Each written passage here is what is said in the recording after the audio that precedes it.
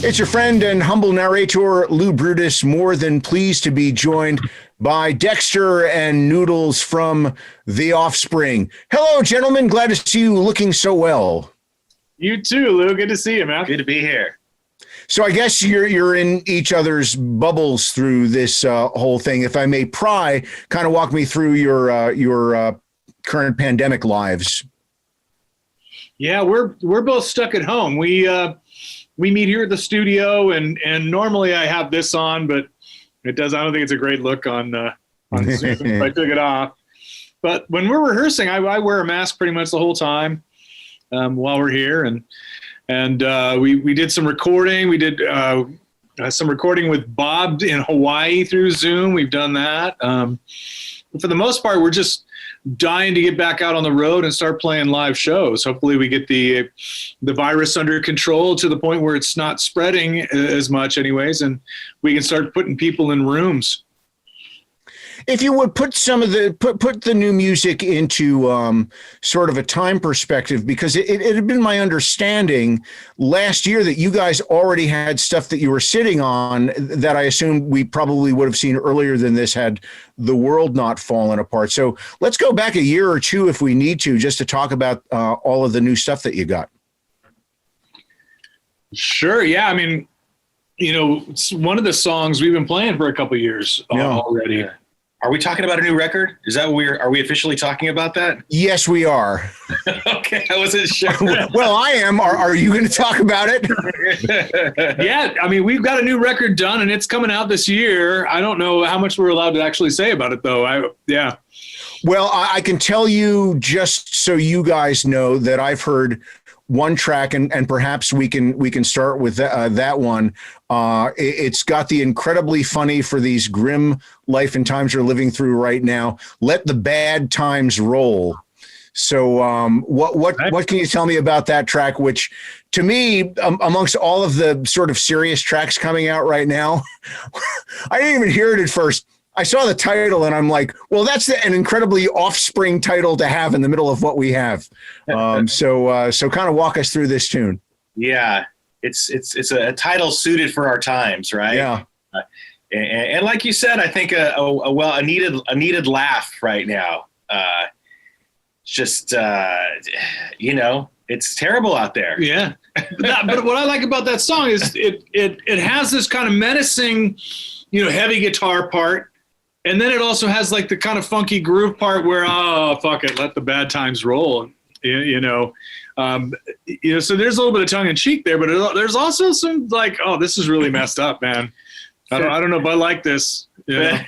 For sure, tongue in cheek. I mean, I think the chorus kind of has a real sing along kind of thing to it, right? And I think people have said that about us before. They're like, sometimes it sounds like your songs are happy on top, but they're dark underneath when you get into the lyrics. And, there is a serious message here that things are bad and people seem to be ready to really embrace bad times rather than try to fix them sometimes. Right.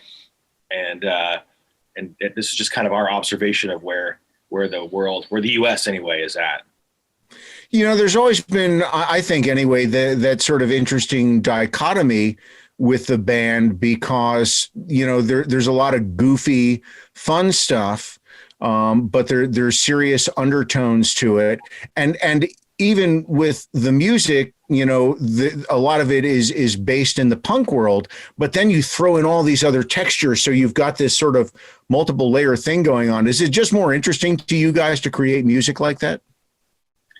Well, you've got us figured out, Lou. I got the formula down. You nailed it. It's good somebody does. I don't know what's going on. Yeah. Maybe you can join the band. That'd be great. Yeah. Do some of the work. I can do some cowbell. Well, of course, we started off as a punk band, and punk rock is near and dear to our heart, and it'll always be kind of the core of what we do. But just to keep it interesting for us, we had to add in different elements along the way, and that's kind of where we're at now. You want to talk about that some more? Yeah, Noodles, if you can.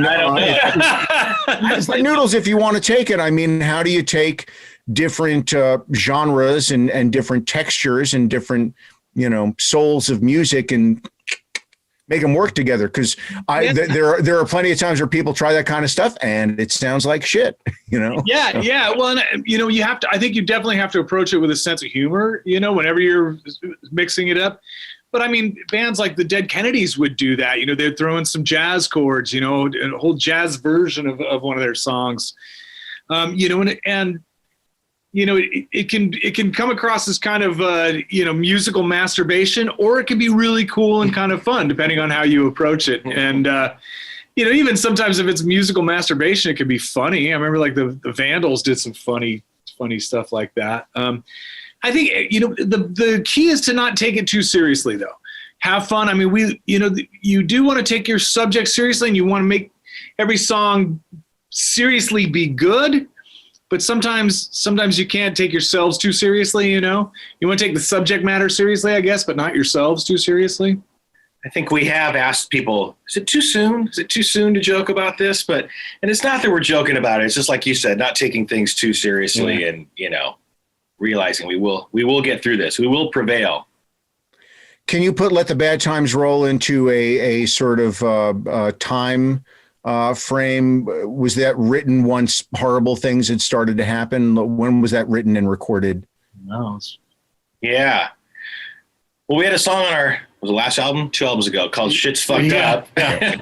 And we wrote that because we thought how terrible things were in the world back then, but it actually just got worse. So we had to come up with a new title, Let the Bad Times Roll. I mean, geez, you could apply it to a lot of things. I mean, we're not a political band, right? So, I mean, some people would apply it to the last administration. Some people would apply it to things that are going on today, or how messed up everything is trying to fix our pandemic and all that kind of stuff. But really, it's not just an American centric thing either. You know, I mean, because you're seeing stuff happen around the world. You know, there's unrest happening literally everywhere. You know, on all continents.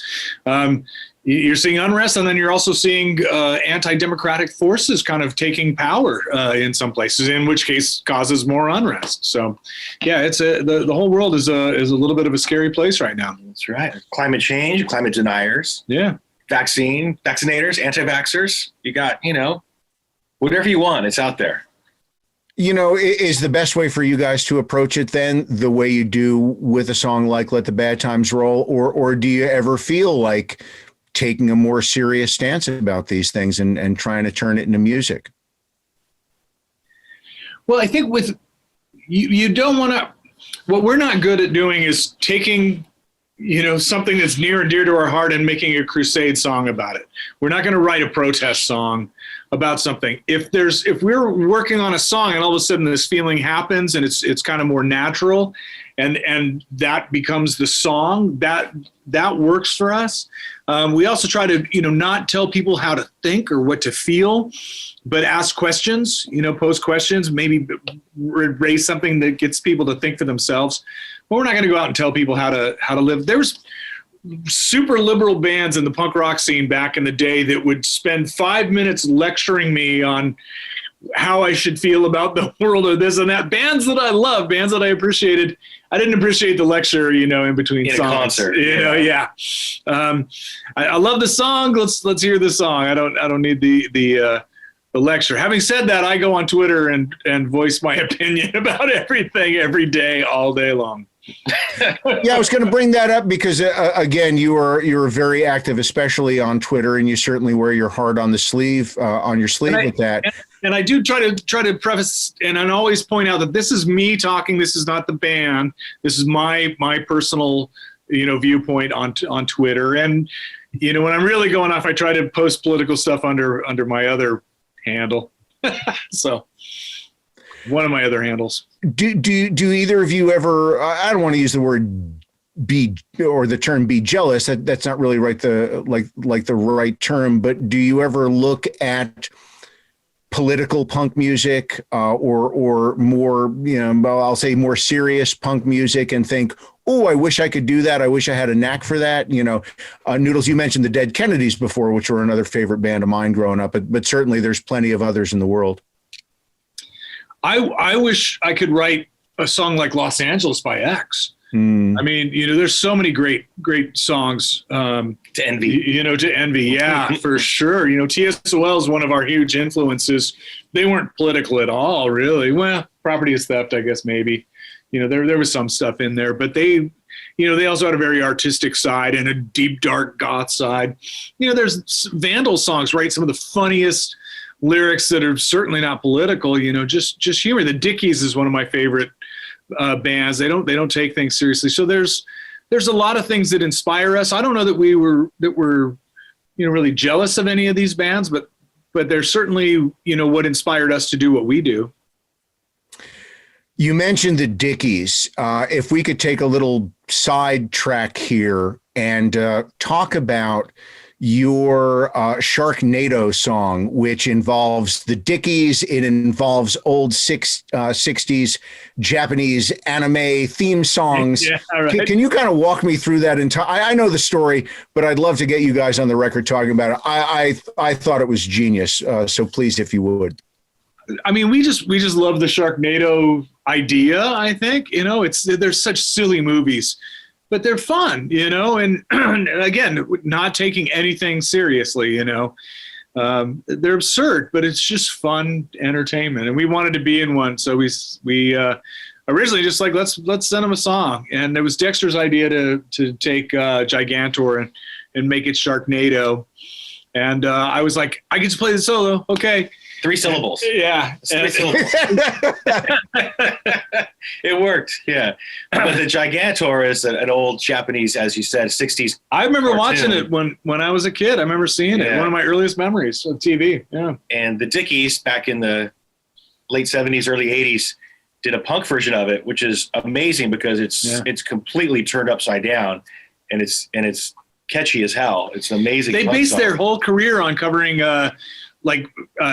kids TV theme songs, because they did that and they did Banana Splits as well. Their Banana Splits cover is one of the great cover songs. So great. Any genre, any kind ever done. And all the other Paranoid and Sounds of Silence and there's a ton of others. Yeah. They've got some great songs of their own as well. I mean, Stuck in a Pagoda with Trisha Toyota. Of course, it's great Manny Moe and Jack. I mean, I'm a huge Dickies fan. I could go off on all their stuff. But right. Were the Dickies kind of, if you can, in context, tell me about where you guys grew up and the bands that you were able to actually go and see, what few of them were on the radio, and kind of get me to an understanding of why you liked what you liked back then. And because it certainly helps inform us as to what you like now and what you sound like. Sure. You want to start with that?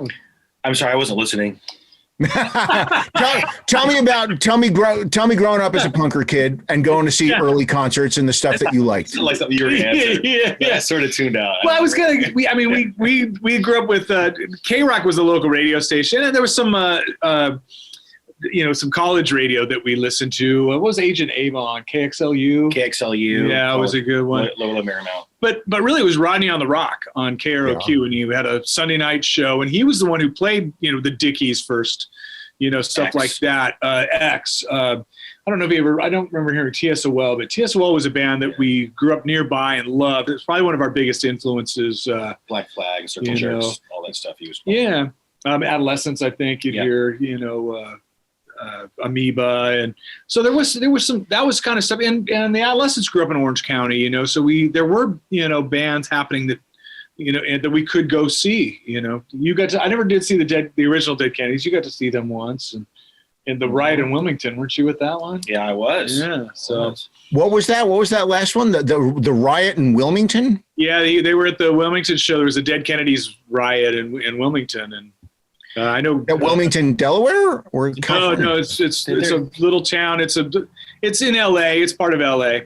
There's a Wilmington in Los Angeles. It's sort of a place by a harbor, so it's sort of a very industrial place, and so a lot of oil refineries in the area. Yeah. There was a show at literally a longshoreman's hall. This is like in the 80s, early 80s, 82, 83. So, and those were the kinds of places you had to go to set up a punk rock show, right? Mm-hmm. No one was going to put you at a real venue, and we were just kids in high school. We went to the show, and a a really bad riot broke out. Riot police came in and clubbed everybody, and everybody got hurt, and I got hit and tear gas. And anyway, it's just kind of funny now because it's ended up being such a touchstone for so many people that are our age. Like, hey, were you at the Wilmington show? And it's amazing how many people we've met, people that we didn't even know until later through music and stuff, that we met 20 years later and said, oh yeah, I was at that show. Just kind of a funny thing. Yeah, I got to see the original DKs 3 times, twice at, there used to be a place, it probably closed before you guys were touring, called City Gardens in Trenton, New Jersey. Oh, yeah. We played there once. Yeah. Oh, honest to God. When did you guys play City Gardens? It was 94. Yeah. I didn't think it was Rancid. Oh, maybe you guys. Oh, man, what a bill for there. Maybe, yeah, you guys, I think I wasn't able to do that tour. There was a tour that we did that I wasn't able to go to, so I was working stiff as a janitor. So our friend Rob filled in for me, and they played there with Pennywise. Yeah, I saw many shows there, but DK's there. The first time, the Sick Fucks were the openers. I forget the second time, and I saw him a third time at the Beacon in New York with Cucumbers and MDC and a number of other bands. Dexter, you mentioned that the mayhem that ensued at that show. There was really an element of danger to a lot of the shows back then. I remember I had a friend of mine. She got part of her foot blown off by a pipe bomb at a Dead Kennedy show at the old 930 Club in DC. Not that you would wish for those things to happen again, but do you ever miss the element of danger and surprise and excitement that used to accompany the old time punk rock shows? I think as a kid, that actually was part of the excitement. I think for sure. I can't deny that, right? Not that we want anyone to get hurt or there to be a riot, but the idea that it might happen was kind of appealing to us, I think. And it's not just punk. I mean, rock and roll was always meant to be dangerous, and I think that's why, punk rock breathed some of that danger back into the rock and roll scene. But yeah, now that my kid is going to shows, both my kids, I don't want it to be like that anymore. Yeah. And it still is. There's still skinhead gangs that start fights, and if you look at them funny, there's still danger. That does still happen. I don't think it's as bad as it was back then, but there's still a lot of that happening. So how do you take that sense of excitement and the things that would go on around a scene, and how do you synthesize it into music when you get into a studio? How do you capture the essence and make it work? Yeah, that's the rub, isn't it? Yeah. You just start writing, I guess. It's not like a song comes out fully formed. You kind of write it in bits and pieces, I guess. We used to do all our recording in studios in LA and Hollywood for the most part, and we had to drive there in traffic, and I think that would really add to the angst and energy on every record. As soon as you said that, I saw where you're going with it. I'm like, yeah, we get there all pissed off, Yeah, totally. Yeah, now we live pretty close to the studio. We're actually in our studio right here, and we live pretty close. So our we have a little bit more of a mellow vibe in some of this stuff, I guess, now, a little bit more relaxed. And do you guys generally get stuff fairly early in the takes? Because what little I know about recording as opposed to you gentlemen is that you just beat the life out of a song in the studio if you do it too often. It depends. Sometimes we'll be working on a song for a couple of years, and it's just not going anywhere. And then we try something a little bit new, and you can get it on the first take, but it's a totally new version of what you were doing before. Other times it takes a lot of time just to kind of get the song. We do most of our writing now to tracks. We're recording while we're creating. It's not like you sometimes we do have songs, ideas, before we start, but a lot of times it's like just a drum beat that we start with, or a guitar riff, and then you build on that. Are you in the studio like slamming beers to loosen up or anything? I mean, is there anything else to get the juices flowing? I usually shoot up some steroids. And, There you go. And bench press it, 250 a couple times just to get going. And A good roid rage. There's nothing for your career. There you go. yeah, since we live so close, something's got to. Yeah. Yeah. Actually, no, we don't usually drink a lot when we're recording. Sometimes, for vocals, it helps kind of loosen up the throat a little bit. But especially if you're going to do a gang vocal, By the way, you mentioned gang vocals, and I don't want to get too deep in the weeds with technical things. However, I've watched bands do gang vocals in the studio, and an untrained person like myself would think, well, everybody just goes in there and shouts the same thing. But aren't good gang vocals, aren't there, I don't want to say notes, but different things going on in the gang vocals to make it sound like a gang vocal, but some gang vocals sound sweeter than others? Am I making any fucking sense here? What are notes? Notes. What is notes? It's like talking, but you just raise your voice up and down. Oh, okay. There you go. Oh, notes. Yeah. That's what Will Ferrell says. Yeah. What's the key to good gang vocals? Yeah, sometimes you do it, and sometimes we'll do it like on one octave, and then sometimes we'll do a whole gang vocal like a lower octave, and there's like 4 or 5 of us in the studio doing it. So yeah, sometimes you want to blend it in. Sometimes it's just, I think when we did the intro to like Self-Esteem, of course this is 25 years ago or whatever. Yeah. That was just notes. What are notes? But now, just do this, blah, blah, blah, blah, blah. But now we actually do kind of think about, we're not reading charts or anything, but we're making sure we're a little bit more locked in, I think. I think in a good gang vocal, everyone's naturally going to sound a little different, and just getting that right combination of people whose natural differences work together. Yeah.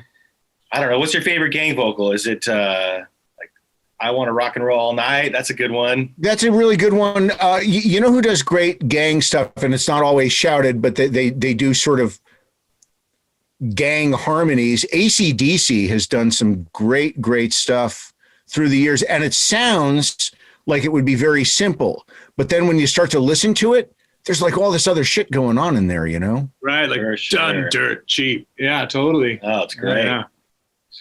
By the way, you mentioned Self-Esteem. That might be the greatest song ever written for guys who want to wallow in their own romantic failure. And I think, and I hope I don't sound sexist on this, I think women have a lot more songs that have been written from their point of view about being used and discarded. There's not nearly as many for us guys. That song, in that sense, it is a fucking masterpiece. Please tell me about its creation, if you would be so kind. Well, that's what we specialize in, is romantic failure for men. So we're really good at it. Yes. Yeah. I mean, the truth is that it was sort of a compilation of people that we knew. Like, there was someone I knew who came to someone's door at 2 a.m. or whatever. In that case, it was actually the other way around. Yeah, it was. It was actually written about a girl. Yeah. But we just turned it in on ourselves. But I think everyone can relate to that kind of feeling that, you're being mistreated in this relationship, and you somehow think you're not worthy enough, so you let it happen. A lot of people can relate to that. What I love is, I love the dudes up front, just muscle bound, tattooed, singing. I'm just a sucker with no self-esteem. I love seeing that on stage every night. Yeah, back before I was married, whenever I would get my heart broken, that was usually the song that I curled up in bed with like a bottle of Jack and would just listen to 40, 50, 60 times in a row, Like I said, people can relate to that for sure. Thank you for the soundtrack to my misery. I greatly appreciate it. Glad we could help between us and Jack. Yeah. Yeah. So what do you think the next year might look like in terms of how you think things are going to break with vaccinations and travel? Because I already see some bands are fairly confident, at least about shows overseas. I see Cheap Trick has announced shows for April down in Australia, and some of the festivals here in the States are thinking, gee, we think maybe by the fall. Where do you guys, and again, let's put this in context that we're just all guessing here, but how do you think it's going to go? Yeah, we some of the stuff that we had scheduled for the beginning of the summer, some of the festivals they've already canceled. So we know the beginning of the summer, is probably, wishful thinking. We're not giving up yet. We're ready to go whenever the call comes that it's safe to do so. We're booked. Yeah, so maybe we shouldn't say that it's not. I thought some of the festivals have announced they've already canceled. So I know Glastonbury announced. Yeah. Didn't Coachella already announce for sure? Yeah, they're already done. Yeah. Yeah. So, we're booked, and we're, like I said, we're hopeful that, if it's safe, we can still go out and do them. But if it's not, well, we're hoping by the very latest fall, we're able to go out and do it, but hopefully before then. But who knows? It would, like you said, we're not, we're waiting to see what the virus does and what the vaccines do. I got my dad his first shot yesterday.